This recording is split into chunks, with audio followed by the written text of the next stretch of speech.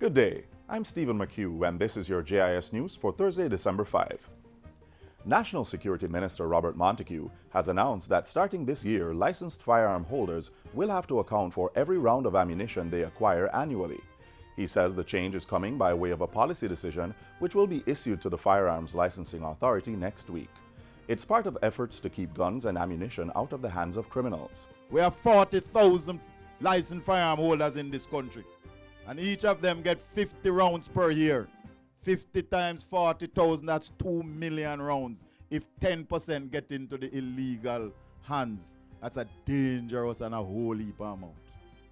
The police have to account for every bullet that they have. The private firearm holder is going to be required to do the same. Minister Montego was speaking on Tuesday at the JCF's annual devotional exercise held at the Police Commissioner's office. In other security news, the police will be stepping up their interventions to reduce farm theft this year. That announcement also came on Tuesday from the National Security Minister. You know how hard it is to watch a banana grow for 9 months?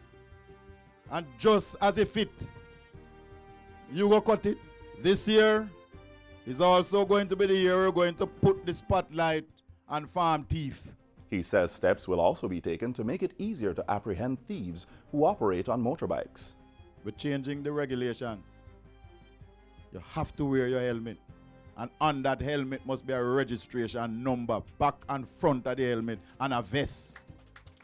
So when those people who now ride up and down on them bike and see the customers on our phone and grab our phone and keep riding, we will get the number and we will come for you. And the government will be providing financial support to improve physical fitness among the men and women of the Jamaica Constabulary Force.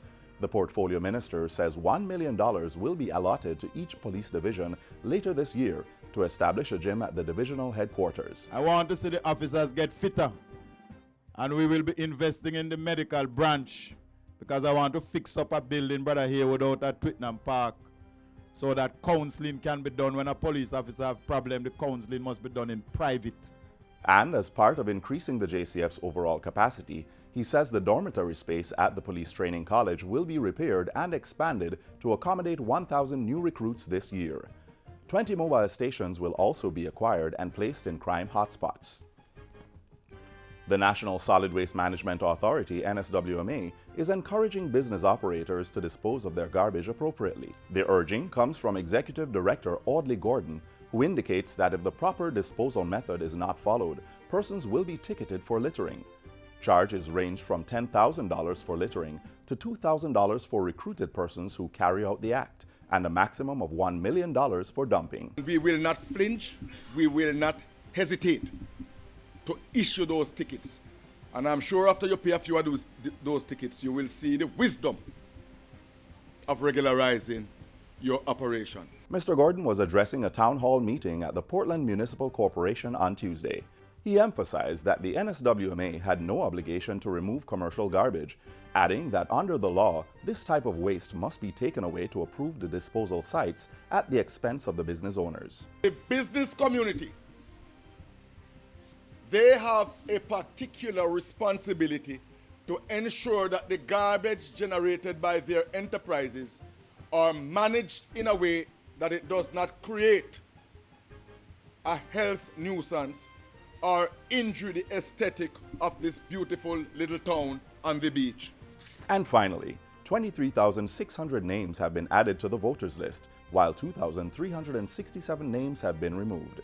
That's reflected in the November 30, 2016 voters list, which was published on December 31, 30 days later than scheduled, due to the holding of the local government elections on November 28.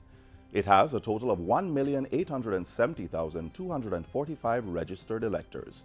This represents a net increase of 21,233 over the previous list published on May 31, 2016. The Electoral Office of Jamaica is also reporting that 2 constituencies, St. Andrew Northeastern and Trelawney Southern, are in breach of the lower limit for number of registered electors in a constituency.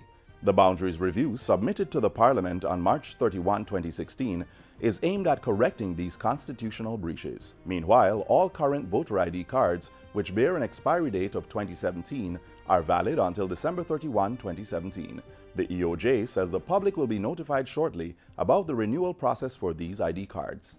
Voter identification cards for newly registered electors added to the November 30 list are expected to become available by mid-January. The next voters list will be published on May 31, 2017. And that's it for JIS News Today. I'm Stephen McHugh. Thanks for watching.